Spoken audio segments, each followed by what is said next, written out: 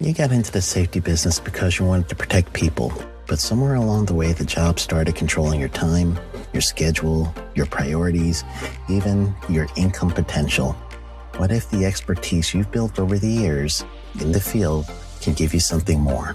More freedom, more control, more ownership of your future. I'm Sheldon Primus, the author of 7 Steps to Starting a Profitable Safety Consulting Business and the host of the Safety Consultant Podcast, with more than 350 episodes helping safety professionals become consultants and grow their career. Consulting changed my life. In fact, I'm a full-time RVer, and one consulting contract paid for my home I live in today. Now, I help safety professionals build their own consulting practice through bi-weekly coaching calls, accountability, and personal guidance. But this program isn't for everyone. Start with the Consultant Readiness Audit at sheldon.coach. What if everything we thought we knew about safety was just interference? From the host of the Rated R Safety Show and the founder of Safety FM comes the complete Signal Transmission Trilogy, now available in one powerful edition. Safety, in my opinion, the book that started the conversation. Safety Mutation, where the boundaries of culture, systems, and belief begin to break. And now, Safety Transmission, the final piece of the signal. For the first time, all 3 books are together in one volume. The Signal Transmission Trilogy, Complete Edition. This isn't just about compliance. It's about consciousness. It's about decoding the way we think, lead, and live, inside and outside the system. Whether you've been following the signal since the beginning or you're just now tuning in, this is the version to own. Search Signal Trilogy on Amazon or visit safetyfm.com to get your copy now.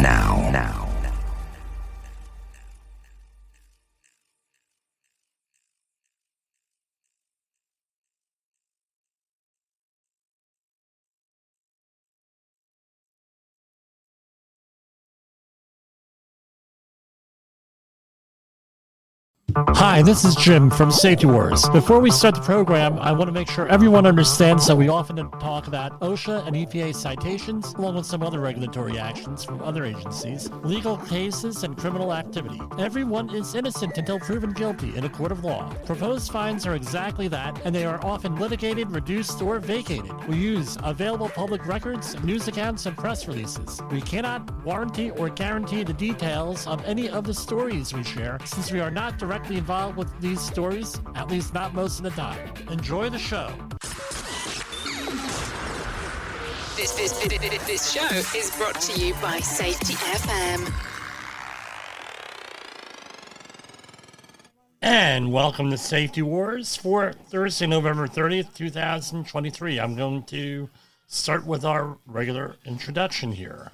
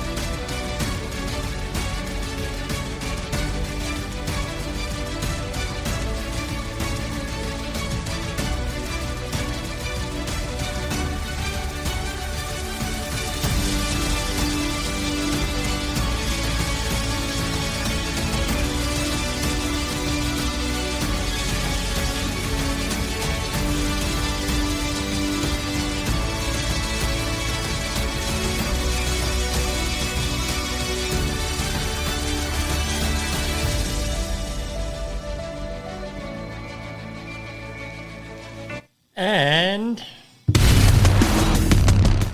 here we are. From the border of liberty and prosperity and the highway to the north, this is Safety Wars. We go through that little introduction to let the streamers kick in and everything else here. We had a recent upgrade in our internet service here. We're on fiber optics now. But still, things take a couple of minutes to kick in, it seems. I think it's the internet in the neighborhood. How's everybody doing out there? Last day in November. Who would have thought?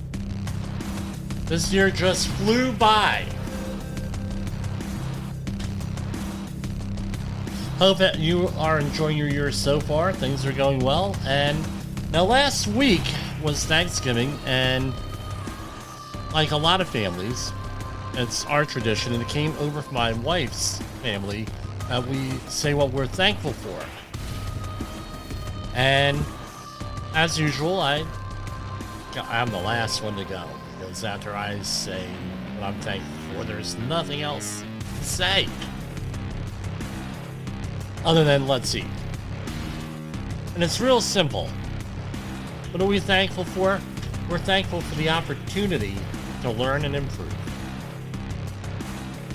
We're thankful for resiliency.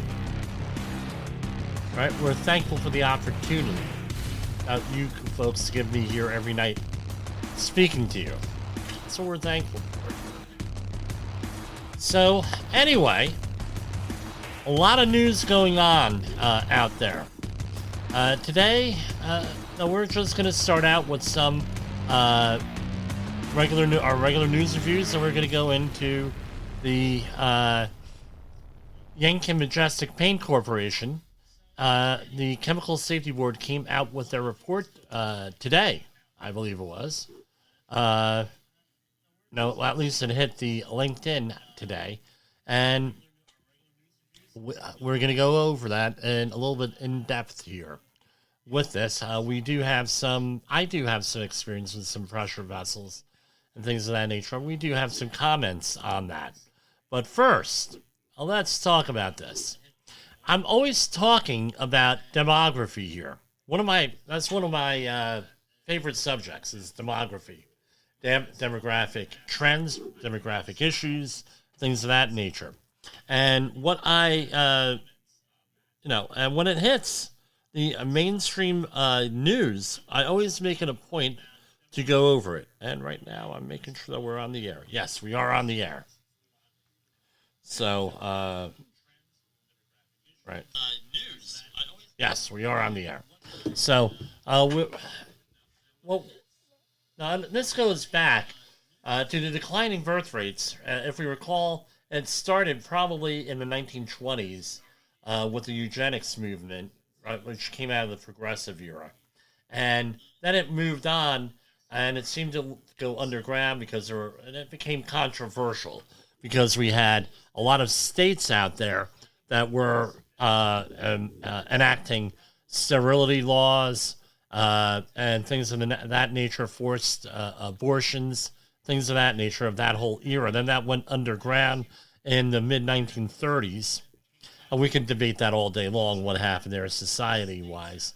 And then it reasserted itself in the 1960s with the zero population growth people and the Paul Ehrlich people who came out with anything. It really goes beyond liberal and conservative, right and left. It goes beyond that because you had a lot of people who were conservatives, Barry Goldwater being one of them, and from what I've read and from what I've spoken to over the years, people who worked on his campaign, Barry Goldwater, who ran for president in 1964, I believe. Yeah, 1964. And with birth control, population growth, and everything that goes along with it. And I'm not going to discuss the morality or anything like that. That's not what the point is. But what happened was late 1960s, there was a big move in the West to reduce population. And then we started promoting that in the United States, throughout the world, starting with one of the first countries who did that was with India, and we've made it as part of a foreign aid package to India, things of that nature. So we've been trying to get population down, right, for a whole host of reasons. And this is where I get accused of being conspiratorial here. And really, it's not a conspiracy when it's done out in the open. I don't think that this was ever really explained totally to the public. Now, with the call, you need for an economy to grow, and we have a growing economy. That's where the capitalism is set up. Even in a socialist or communist system, you have to have a growing economy for things to move along. Otherwise, you end up like North Korea, right, where everybody is all, under a dictatorship, more or less. And you have to have the right people in the right ages. One of the perfect examples is the Harley Davidson, where once the baby boomers got aged out of buying Harley Davidsons, the sales went, just absolutely tanked. And we're finding that out with a whole bunch of stuff. The advantage that we have in the United States and a lot of the other countries in Western Europe is that we have mass immigration here. We need immigration to keep the economy growing, and the right immigration as far as the right age groups, where people are going to be buying, people are going to be having babies. If you don't have that, stuff starts to get really impacted and you have to adjust, right? So a lot of school districts, for example, from the 80s to the mid-2000s, they were getting rid of schools, closing down schools. Where I grew up, they closed down a major school in the late 1970s because they didn't have the kids anymore, right? End of the baby boom generation. And it goes on and on. And there's a lot of theories that, and now it's not theories, as of right now, that the war over Ukraine and Russia is in part related to demography. So, because the former Soviet Union enacted these population growth policies back in the 1920s, and it took a long time for things to catch up with everything, right?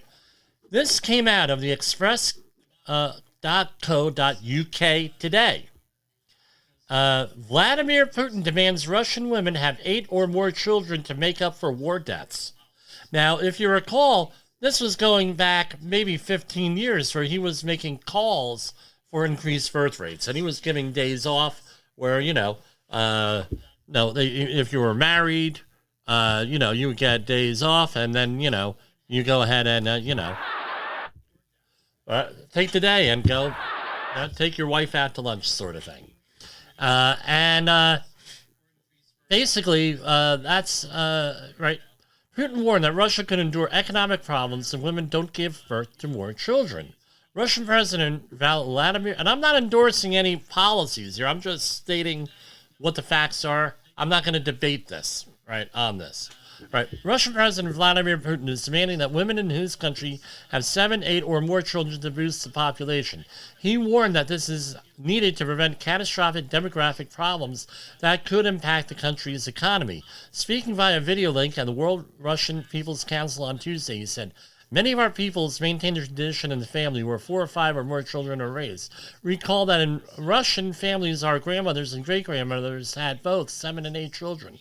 Let us preserve and revive these traditions. Having many children, a large family should become a norm, a way of life for all the people in Russia. A family is not just a foundation for our state and society, it's a spiritual phenomenon, a source of morality." Putin himself reportedly has 6 children and 3 partners, but only publicly acknowledges 2 daughters. His comments come as Russia's population fell by 550,000 during the first year of the war in Ukraine. And that number is a little bit disputed, but I'm going to go with well over 100,000 in the key demographic that they need, which are people who work, people who produce, people who buy, people who spend, and everything else. Right? Some have blamed Russia's population woes on the war in Ukraine, leaving families reluctant to start families.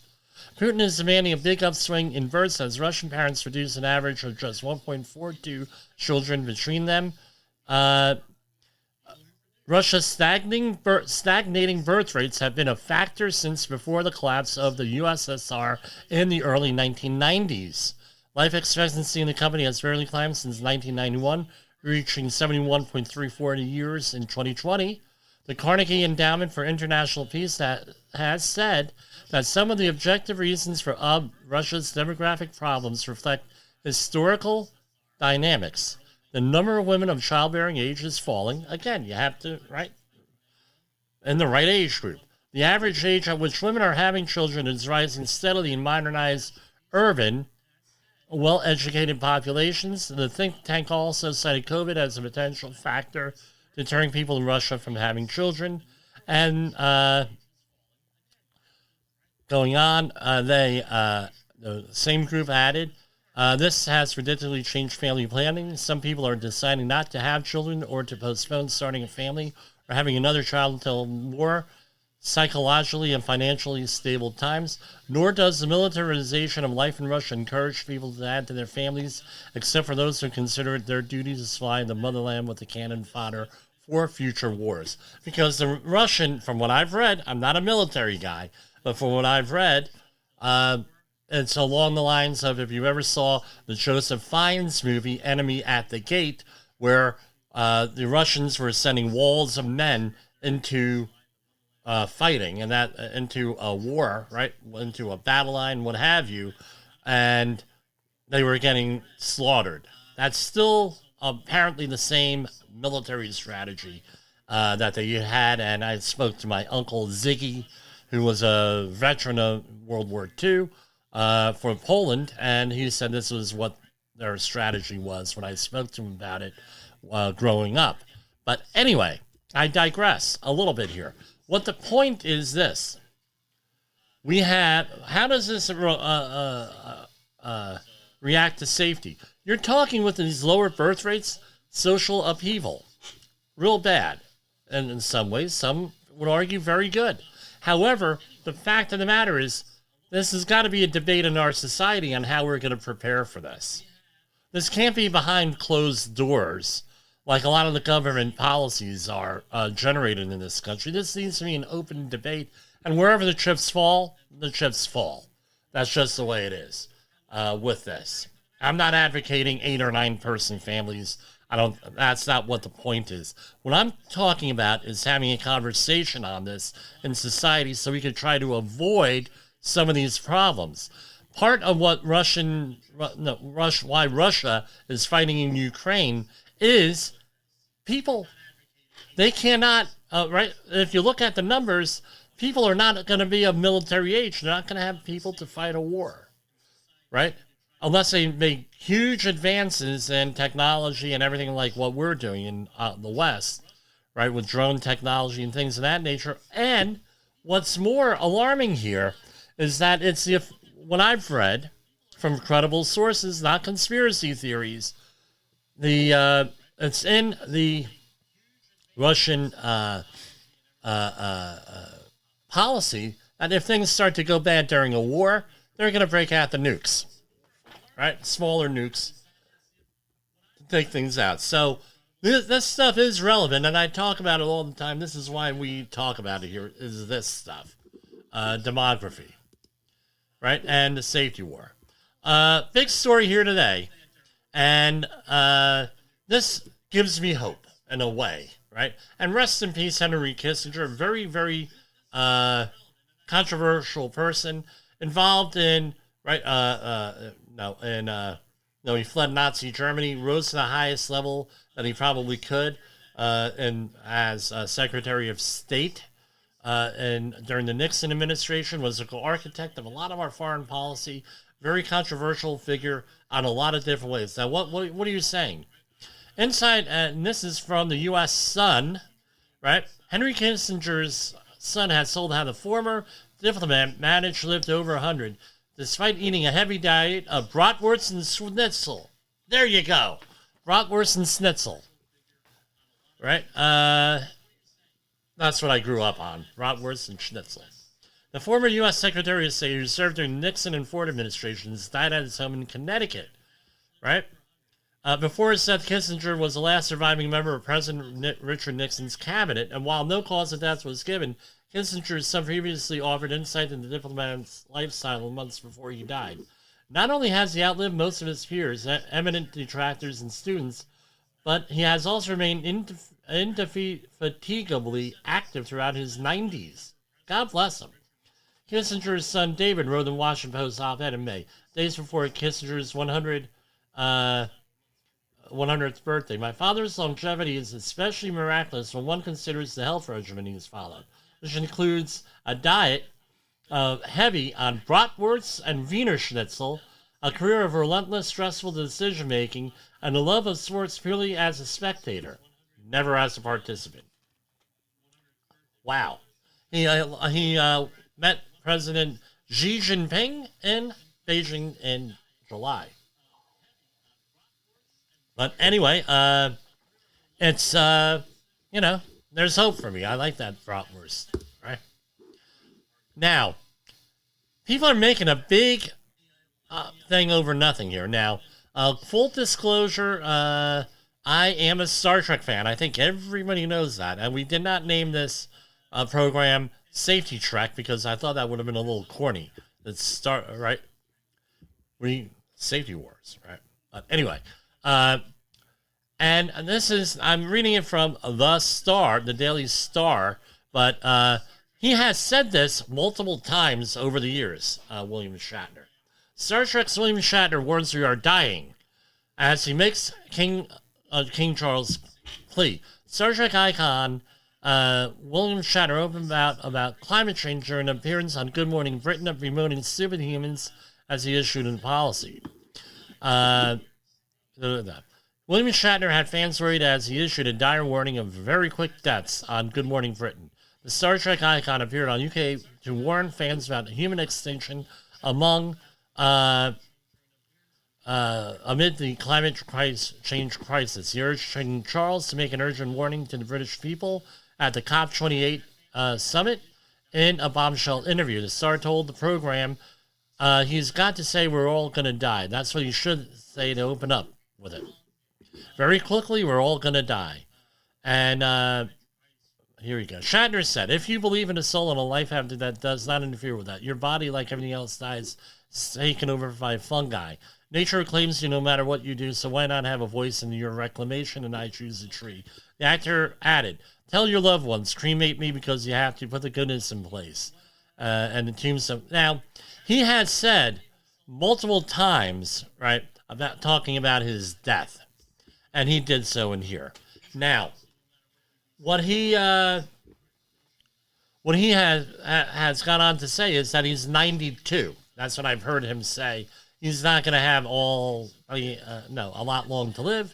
And right on one end, so he's getting all this stuff out. He's saying, like a lot of old people, and God, hopefully I'm that way. He tells people exactly what they think. Now, let me say this about this. I have been hearing this, we're all going to die, and the planet's going to die since I've been a teenager. And even before that, right?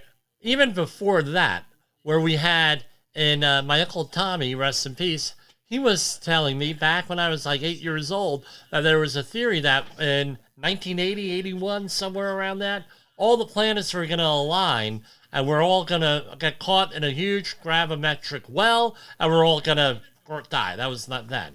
Before that, 1973, you had one religious group, right? Talking about, and where was it, 67? Doesn't matter. About the apocalypse happening.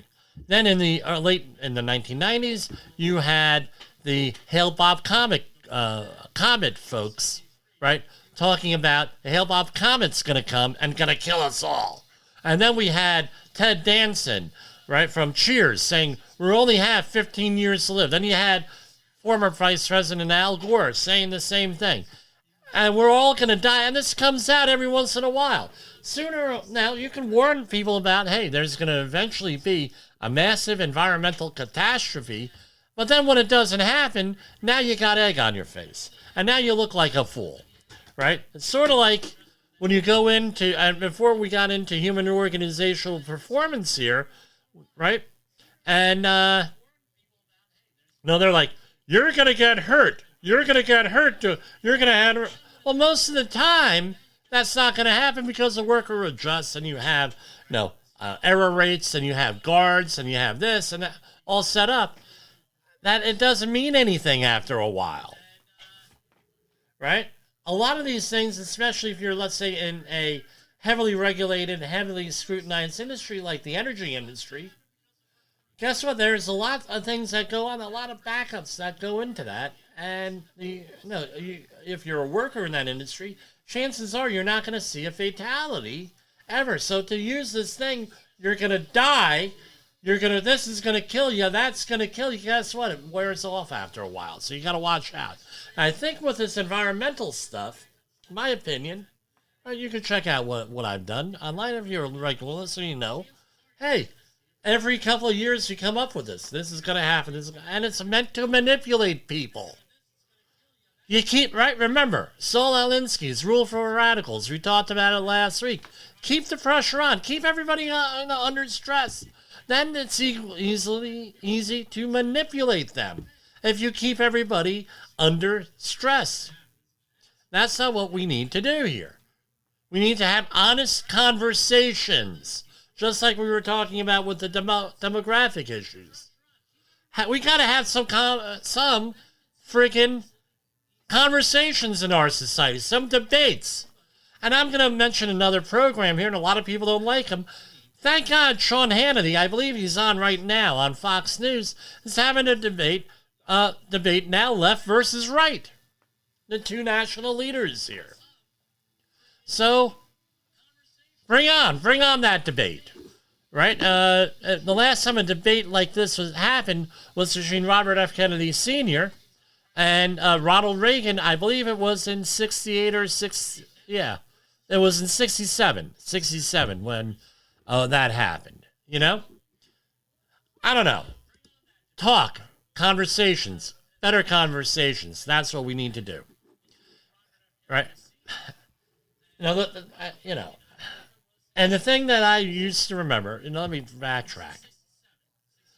Jim, I remember when it was 1980, right? We had this garbage barge, early 80s, I think it was 80, 81. We had this garbage barge in New York.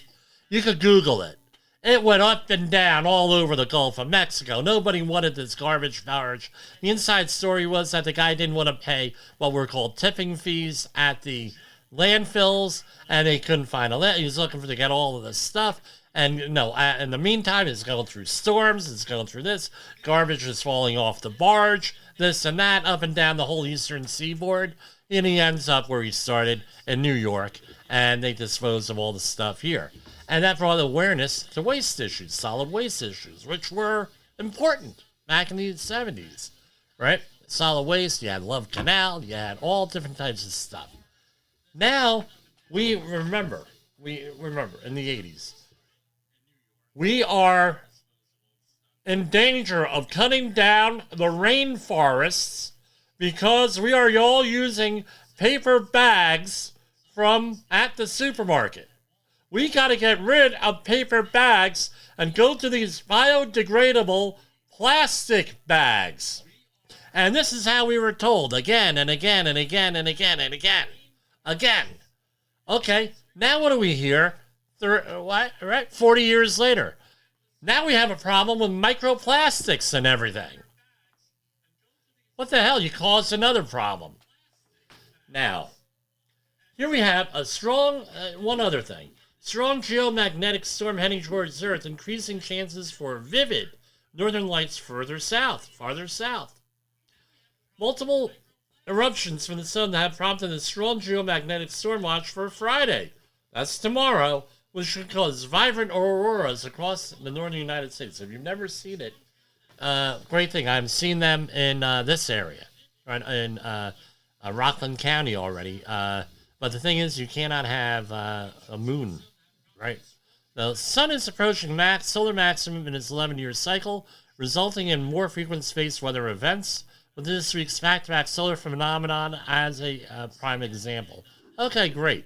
We're going to cut to commercial break now that I'm calmed down, and we're going to talk about this Yenkin-Majestic Resin Plant thing going on here. All right? You are listening to Safety Wars. Tomorrow's Safety Today. In the professional safety community, communication and planning are just a few keys to your program's success. The question many practitioners have is, where do I start? Dr. Jay Allen, the creator of the Safety FM platform and host of the Rated R Safety Show, has built a global foundation to help you along the way. Go to safetyfm.com and listen to some of the industry's best and most involved professionals, including Blaine Hoffman with the Safety Pro, Sam Goodman with the Hop Nerd, Sheldon Primus with the Safety Consultant, Jim Pozell with Safety Wars, Emily Elrod with Unapologetically Bold, and many others.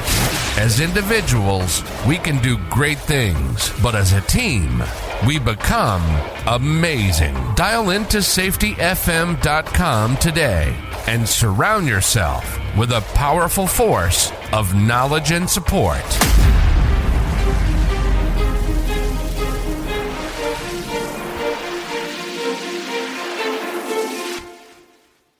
OSHA recordables, catastrophic losses, environmental disasters. You want answers? So do I. This is Jim Posel with Safety Wars. That's my daddy!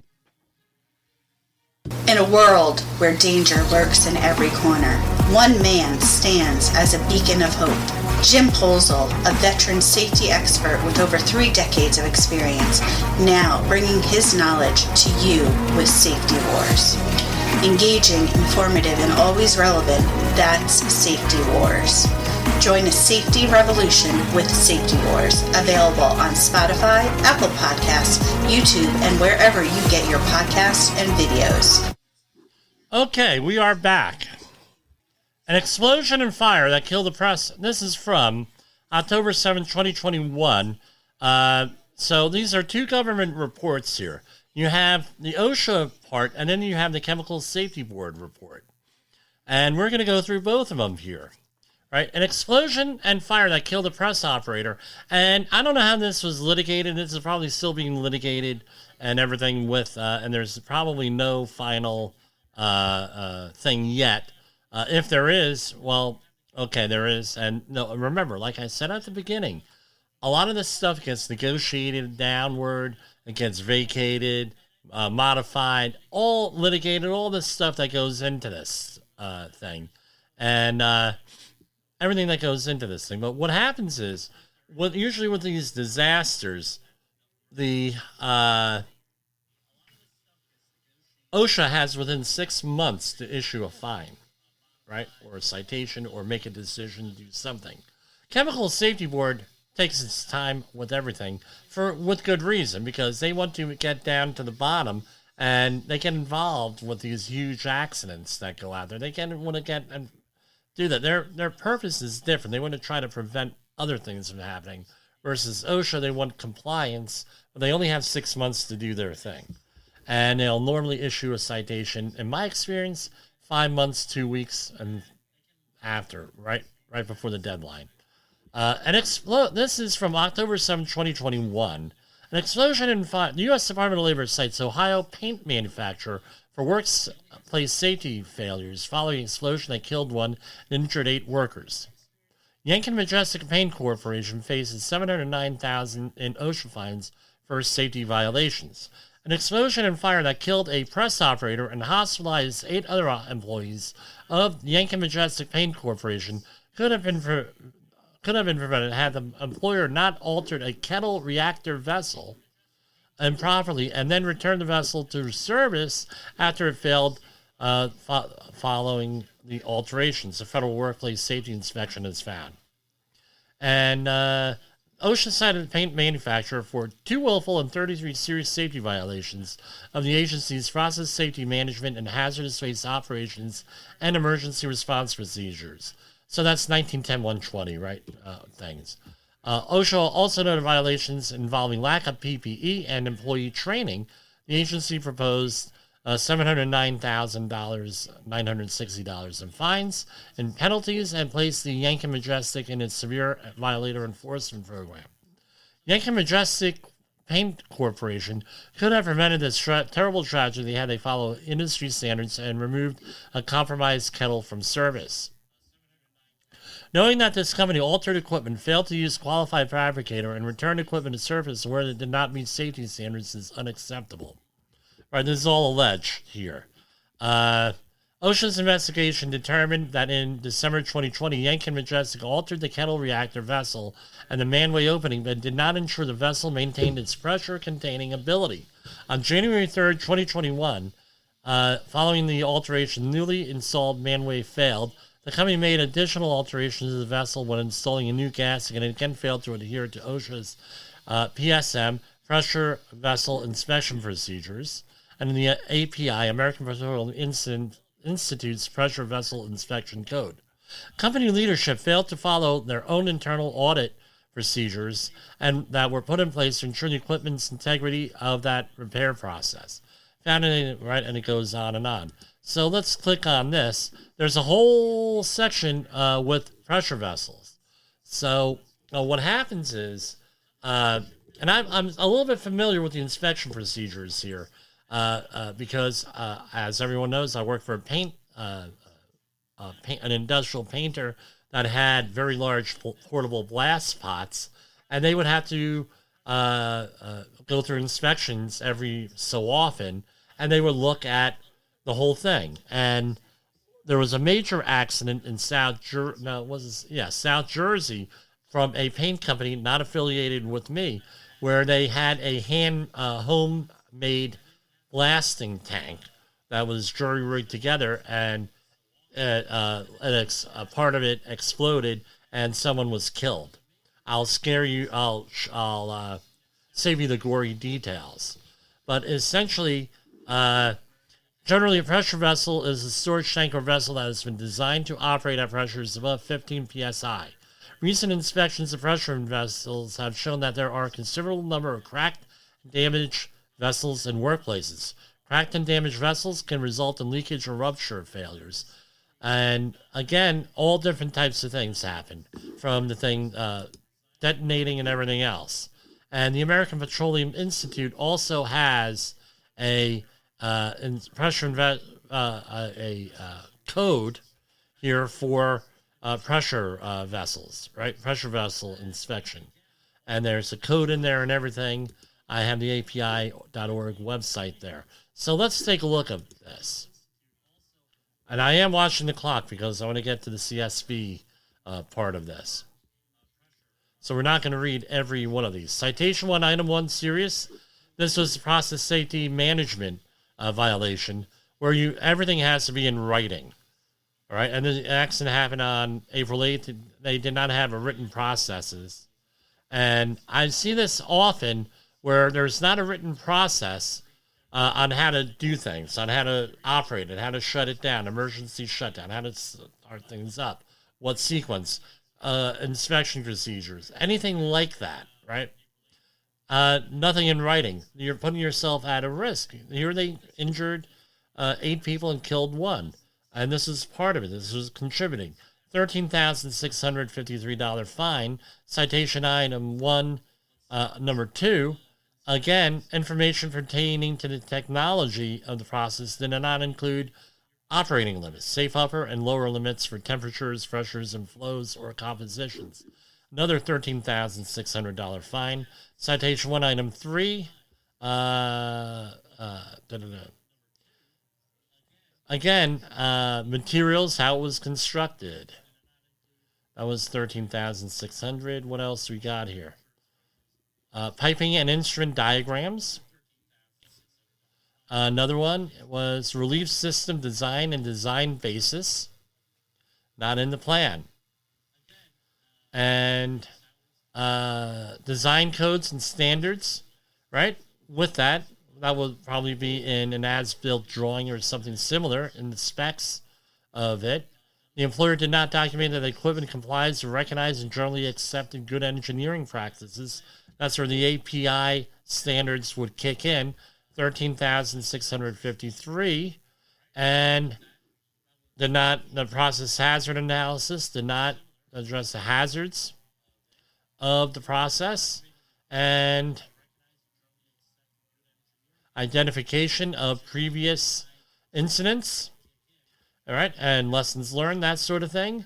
Engineering administrative and controls not listed. And all of these things seem to be 13,600. Now, here we have citation item 31. As far as serious thing was 1910-120. The training shall be based. This is for the Haswaffer training, right? So again, the training that they have doesn't apply to actually what they have to know. So this is where we get into issues with what are your job duties going to be and what exactly is your training. So, for example, let's say I get trained by Company A to do Haswaffer 1910-120. That may not necessarily apply to what you do, right? The hazards that you do. That's all got to be that all has to be worked out. And apparently they did not provide or certify training for employees expected for emergency response. No first responder awareness level. No first responder operations level or on-scene incident commander training. Delineated $13,600 fine. And no PPE, right? No FRC, fire retardant clothing, with this. When they had thermal hazards and things of that nature. And going on, and here is the willful one.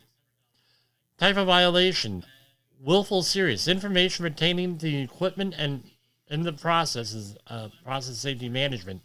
The employer shall document that equipment that complies with recognized and generally accepted good engineering practices.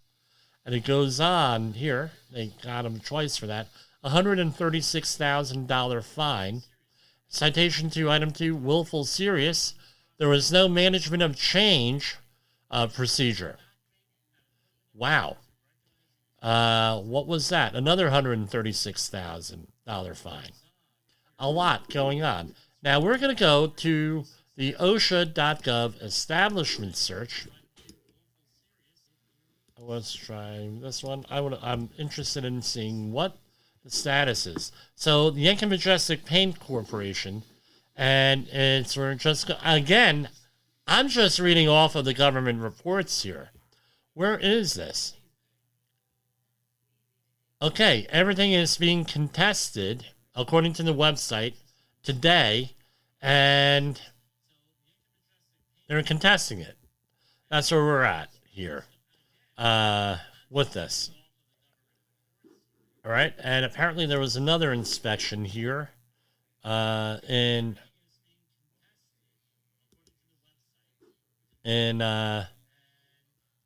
September, and they came up with nothing on that, and it was 1910.022A, 3 standard cited.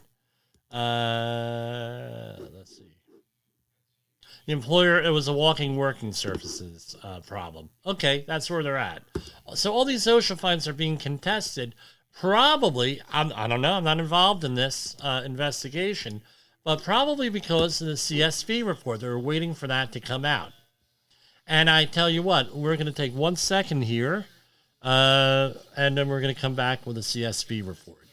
Is your safety training old, stale, and hackneyed? Is your safety trainer still preaching a warped version of behavior-based safety? How about safety training that actually addresses your hazards in your workplaces and is not standardized baloney from 25 years ago? Contact the Safety Wars team at safetywars.com or call Jim Posel at 845-269-5772. Remember, if you're receiving this message, you are the solution to unsafe workplaces. All right, so here we are on the CSV report here, and I'm going to say this, right? I'm going to read this off from their report. CSV was created by the Clean Air Act amendments of 1990, and the CSV was first funded and commenced operations in 1998. The CSV is not an enforcement or regulatory body, and no part of the conclusions, findings, or recommendations of the board relating to any accidental release or the investigation thereof shall be admitted as evidence or used in any action or suit for damages arising from any matter mentioned in such report. So this is, they're just trying to get to the bottom of things, all right, with this and try to prevent accidents. So that's their little disclaimer here. And by the way, this is non-copyrighted, but we are going to be referencing it, that this is not our issue. So they identified the following three things: mechanical integrity of low-pressure vessels, safeguard selection and the hierarchy of controls, and emergency preparedness. Those are the three things that they had discussed here. The CSB is a federal... Okay, we already mentioned this. Okay. So this is the report to the April 8th, 2021 vessel leak, explosion, and fire incident at the Yenkin-Majestic Resin Plant fatally injured Wendell Light. Rest in peace, Wendell Light. Right, this does, right? Someone did die with this. So this is the executive summary. I'm just going to read some of the highlights here. At approximately 12:02 a.m., on April 8, 2021, a mixture of flammable naphtha solvent vapors and resin liquid became pressurized and then released through the seal of a closed manway of an operating kettle in the Yenkin-Majestic site, right? The naphtha vapors spread throughout the enclosed building and formed the flammable vapor cloud both inside and outside the building. Approximately 2 minutes later, at 12:04 a.m., the flammable vapor cloud found an ignition source and an explosion erupted, which ignited additional flammable material, resulting in a large fire that was extinguished after approximately 11 hours here. There were firefighters and hazmat teams, and all different things happened, right? Bad things. One employee was fatally injured from thermal injuries and inhalation of products of combustion and was found partially covered by rubble inside the second floor of the resin plant. 8 other employees were transported to area hospitals for injuries suffered during the explosion and building collapse, including third-degree burns and limb fractures, with one employee requiring a leg amputation after he was crushed under a collapsed debris. In addition, firefighting water runoff entered the nearby Alum Creek through the storm drain. The Ohio EPA reported that it observed off-site impacts from this incident, including firefighting water runoff through at least April 11, 2021. Yenkin-Majestic has estimated its total property damage from the incident at over $90 million and demolished the severely damaged resin plant after the incident. The CSV investigations identified the following safety issues: mechanical integrity of low-pressure vessels. Yenkin-Majestic did not adequately ensure the mechanical integrity of a new 20-inch manway that was installed on a process vessel approximately 3 months before the incident. And the Kettle 3 normally operated at or near atmospheric pressure, but was known to potentially build up to 15 psi during some upset conditions.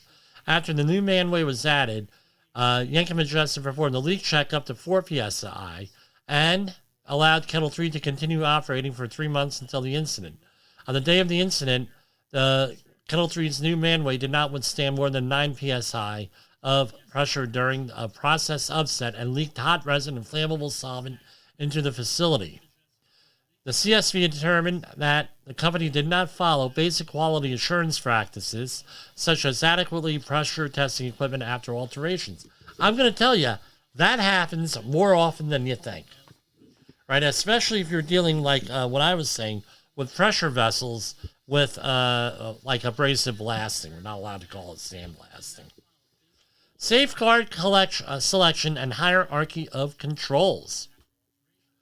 The hierarchy of controls is a risk management principle based on ranking hazard controls.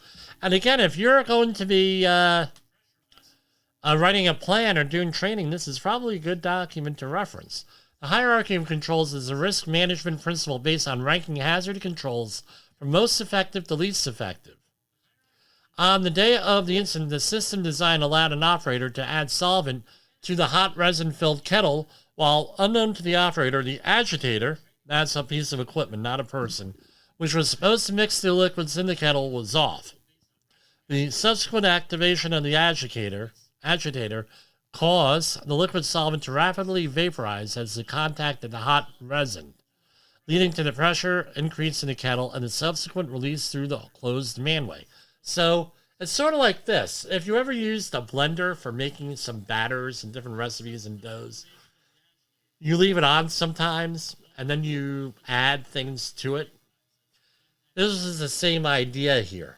And what happened was that agitator was not on and did not allow for the stuff to mix. And what you had was, and as it mixed, lowers the temperature, maybe a chemical reaction goes on in there, gives it some resonance time, that sort of thing. And what happened was you add hot material, this material to hot material, and it vaporizes. All right, with that. Although administration, Yenkin-Majestic had not installed or configured interlocks to prevent solvent addition to the kettle when the agitator was off during normal batch operations, and relied on a computer panel status indicators that were not equipped with alarms to communicate the agitator's status to the operator. Again, this is human error, and human error is normal. It's not when there's going to be, if there's going to be problems, it's going to be when there's going to be a problem. Although administrative controls are essential for reducing risk, they depend on human actions, perception, and judgment. Right? You also have the PBS people love to call it, normalization of deviance, right? And that's where you allow deviant things to happen in a process. Administrative control should not be relied on alone without additional robust design and engineering controls in highly hazardous chemical processes. If we go over time here on Safety FM, just pick us up on the YouTube and one of our other channels. Emergency preparedness. The Yenkin-Majestic did not have adequate mitigative safeguards to minimize the consequences of the incident. For example, the company did not effectively utilize flammable gas detection systems and associated alarms to audibly notify on-site personnel of a hazardous gas release and they need to evacuate. During the incident, some of the gas monitors installed within the facility detected the flammable solvent release approximately 1 minute after the release began, sent an email to an off-site employee, but the monitors did not sound audible alarms to warn employees of the hazard. I can't tell you the number of facilities that I've been in where this is the case. So what the hell do? You're a contractor. You're here. You ask, are there alarms? Oh, there ain't no freaking alarms. They're not. What my control is two things. Either I walk off the job and say, hey, look, this isn't safe. We need something in here. And we need procedures, right? That's the second thing, where I carry my own air monitoring equipment for this. That's what I do. Yenkin-Majestic did not specifically train its employees to recognize and respond to the presence of flammable solvent vapor cloud and its associated hazards. During the incident, this overall lack of hazard recognition led to some personnel approaching the hazardous gas to investigate the release instead of initiating a plant-wide evacuation. Hey, that doesn't look right. Let's go and check that out. Happens more than you think. Especially in a permit-required confined space fatality, I'm told 66% of the fatalities are from situations like this, where a would-be rescuer or what have you, a Good Samaritan goes in, and guess what? Shit blows up, and they die. All right, finally, Yenkin-Majestic allowed resin plant operators to wear cotton short-sleeve shirts while working in proximity to flammable materials, unless they were performing specific tasks. Now, this blows away the argument that not everybody at a facility has to wear fire-retardant clothing. And, no, with that. I mean, at facilities I worked at, up until in the energy sector, up to 2010, they did not have to wear fire-retardant clothing on most areas there. But some of them started early. What really caused it was a situation at another facility there that we talked about one time. We won't talk about it now, where people were killed. There, 15 people were killed because of an explosion. And again, burns, right? With that. Now, we talked about FRC here. And what were the contributing to the thing, right? We talked about what it caused, right? Contributing to the incident was Failure to adhere to basic pressure vessel integrity, quality, and insurance practices. There are companies out there, and let's say you're the worker. You're the worker. Maybe that's a good question. Hey, when was the last time this stuff was inspected? Do we have plans or anything like that with it? Now you can use that as a leading indicator of what kind of employer you're dealing with. Hey, right? And if you're a shop steward or union official, this should be a question that you should be asking out there. If you're a safety professional, they may try to dump all this crap on you. Maybe, hey, I got pressure vessels. Where are the procedures? Where are they? What are we going to be doing, right? Where are they? If they don't have them, you're going to have an issue. I had this issue working in Montana back in 1995 with a thermal desorption unit, 1986 maybe, with a thermal desorption unit. I said, where are the written procedures? We don't need no stinking written procedures. Well, how are we going to know how to operate this? Oh, Fred knows how to operate it. Well, if Fred knows how to operate it, is he going to explain to Joe and Gary and Charles how to operate this? Oh, no. He knows how to operate it. We don't have time to train. Okay, great.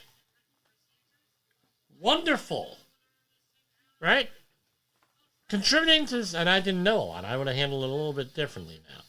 Contributing to the severity, by the way, they got thrown off of that job about 6 months afterwards. But that's a story for another day. Contributing to the severity of the incident was the company's inadequate emergency preparedness, which led to lack of the timely evacuation of all employees from the resin plant, lack of audible alarms to alert employees to the presence of flammable vapor concentrations in the resin plant, and a lack of flame-resistant uniforms. I'm going to go with that. We mentioned that. Now, I'm going to go to our outro right now with this, and then we're going to be picking this up, right, because we're going overtime here. So I need to get this in before the Safety FM stream kicks out here. The views and opinions expressed on this podcast are those of the host and its guest and do not necessarily reflect the official policy or position of the company. Examples of analysis discussed within this podcast are only examples. They should not be utilized in the real world as the only solution available, as they are based only on very limited and dated open source information. Assumptions made within this analysis are not reflective of the position of the company. No part of this podcast may be reproduced, stored in a retrieval system, or transmitted in any form or by any means, mechanical, electronic, recording, or otherwise, without prior written permission of the creator of the podcast, Jay Allen. All right, so let's pick this up again here. All right, and we're going to go into the recommendations part now. All right. Update. So this is the recommendations. So these are the three basic problems here, right? Improper design, improper inspection, right? And the last one was training, basically. Your emergency evacuation plan, your emergency action plan. Again, when do you need to employ that? When do you need to write that? Basically, on when do you need to train? It's got to be written. You got to have one. Okay. Well, from like day one. It needs to be updated periodically. It needs to be communicated to the workforce. And let me point this out. All right. We had a situation in a facility I was working with. I shared this story here, where a guy, a process area was on fire. Fire alarm was pulled. I was there in the unit with him, and I said, let's go. The place is on fire. And the guy said, I don't listen to safety people. It's on fire. Can't you see the fire? Well, I'm not going. So I said, well, I tell you what, I'm not burning to death. So I left the thing, and the firefighter stopped me when I got out right on foot. And I said, there's a guy up there who refuses to come out of the thing. Well, why is he not coming out, Jimmy? He doesn't listen to safety people. Well, he's going to effing listen to me, the firefighter says, and I will, And it turned out that the reason why you have drills and you have to discuss this is that there are people who are like that out there for whatever reason. It turns out he was dealing with safety professionals that were less than professional, had zero respect for the industry, and everything else. But you got to identify that with people, and leadership and everything goes in there. And that's the advantage of doing drills. If you have someone there who has this attitude, it's a danger to himself and everybody else. You've got to try to solve why that is. And no, I hate to say this, but the guy was disciplined over this, and he was demoted for this reason, for doing this. Where he wasn't allowed to be able to work alone or work without a foreman ever again. He was a foreman. They demoted him to regular painter, and essentially that's how he finished out his career. Not only loss of income, but loss of overtime and everything, but, it impacted him with that, right? So, again, training is important. You have to do the training. You got to do the communicating. Again, audible alarms. No audible alarms. I've worked at facilities. Hey, what's the alarm for if there's a problem? We don't need no stinking alarm. Oh, we don't know. Nothing's going to happen. Nothing ever happens here. Oh, that's great. What are the chemicals here? This is, okay, let me go. And I go to the client and I say, I get the air monitoring equipment. They don't have any. They're not doing their job. Usually it's public employers that do crap like that, right? I'm surprised that a company like this would do it. Now, fire retardant uniforms. Let's talk about that for a minute. Fire retardant uniforms are uniforms. They're usually there are two different ratings that I'm familiar with. The NFA 2112, right, which would probably be the ones that are appropriate for this environment. Don't quote me on that. And the other one is NFA 70E. NFPA 70E are specifically deal with arc flash type things. NFPA 2112 deal with stuff like this. And what happens is the material is either inherently flame retardant, meaning the material itself is, or it has some type of a coating on it. Right? So there's advantages and disadvantages to either. With the ones that are inherently flame retardant, you don't have to worry too much about laundry. You still got to worry about it, but not so much. Follow the instructions. The ones that are not inherently, meaning the material is not flame retardant, it's treated, now you have to worry about cleaning and the number of times it's cleaning. One of my friends, his daughter, had done a science fair project on the effectiveness of, on the impact of washing of fire retardant clothing. Pretty smart. And she was able to determine the more washes, the less fire retardant it was. So along those lines with that, what happens is, rather than it sustaining a flame and melting, what happens is it gets exposed to a flame, the flame goes away, and it extinguishes itself. It doesn't stay on fire. Now, again, they call it PPE, right? This is what the reality is when you're wearing FRC, fire retardant clothing. Your underwear matters, because what it is, it's not going to prevent you from getting burned, but it's going to reduce the severity of the burn, generally speaking, with that. I can't guarantee anything, but this is my understanding of it. It's going to reduce the severity of it. In all likelihood, not a guarantee, because many different things that go into this. So, for example, you're wearing nylon underwear, right? Not flame retardant underwear. They do make flame retardant underwear. You're not wearing cotton underwear. What happens is It gets hit with the flame, and the nylon underwear, right, melts and sticks to your skin, right? Real bad situation there with that. And they end up having to peel it off. I had known someone where this happened to, where he was wearing nylon sneakers and caught on fire from a gasoline fire, and they ended up having to debride his feet from molten nylon, right? At third-degree burns. Now, here are the recommendations. They're recommending API 510 Pressure Vessel Inspection Code or Part 3 of the National Board Inspection Code for this, for process vessels and highly hazardous chemical service. The recommendation 2, you end up they go to another industry standard, PIP. I'm not sure what that is, the PIP organization. Low pressure welded steel vessel certification. Again, and then you have a hierarchy of controls. That is the use of prevention through design. That's PIT or PTD, PIT, prevention through design, using a hierarchy of controls in future resin plant designs.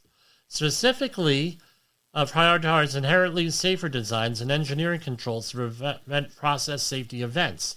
Refer to sources such as safety instruments, going on and on. Again, great document here, because now, if you're that safety professional, you're not exactly sure what's going on with this stuff. Now you have, guess what? Resources you could get.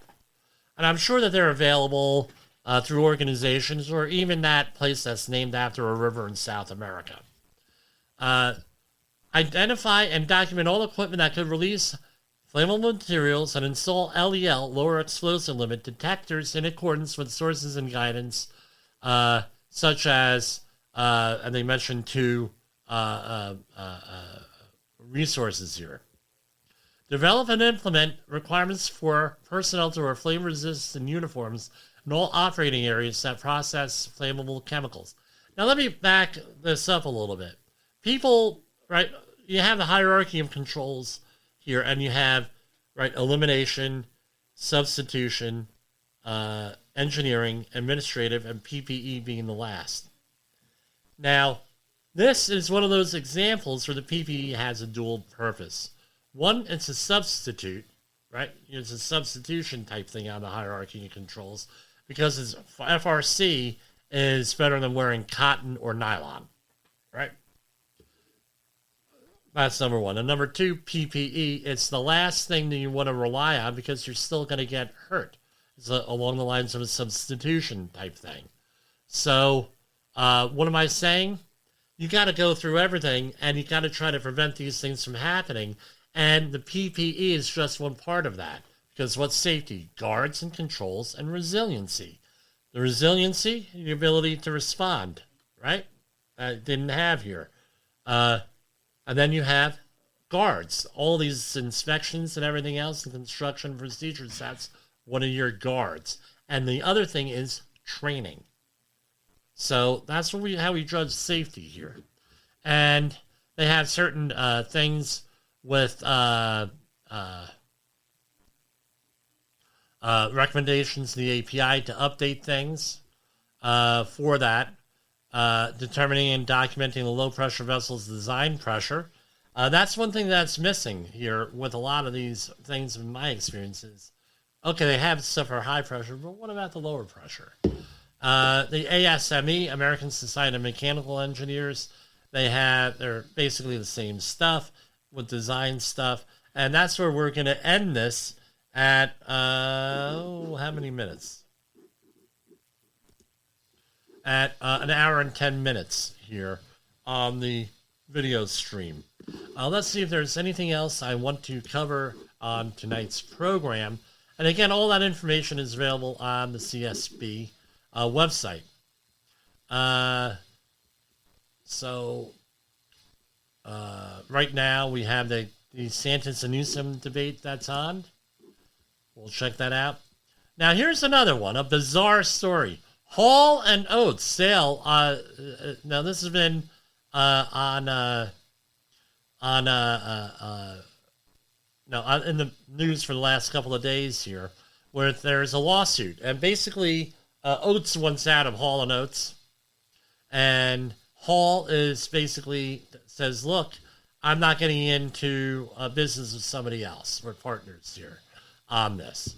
And you can't sell without my approval, sort of thing. All right. Going on. So they're litigating that. MTA worker killed by a subway train on 34th Street Herald Square Station. I'm familiar with this station.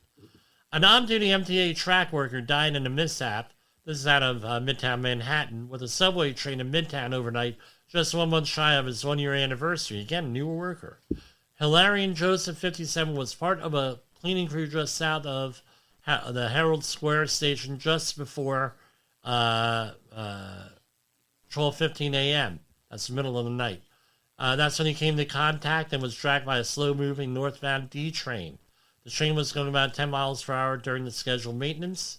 No, rest in peace on there. That gap. Mind the gap. That's what it's looking like. Okay, that's all that I have for you tonight with Safety Wars. We already issued our disclaimer here. We're going to continue with... again, I have a... tradition here, back with the tradition when we used to have broadcast TV in this country, right? That was only on until 1 or 2 o'clock in the morning. They would always put on the national anthem, and I would stay up and you made sure that you shut off the TV so your parents didn't hear that national anthem thing. So anyway, that's. What we got, what we're going to be playing. That's our tradition here. And...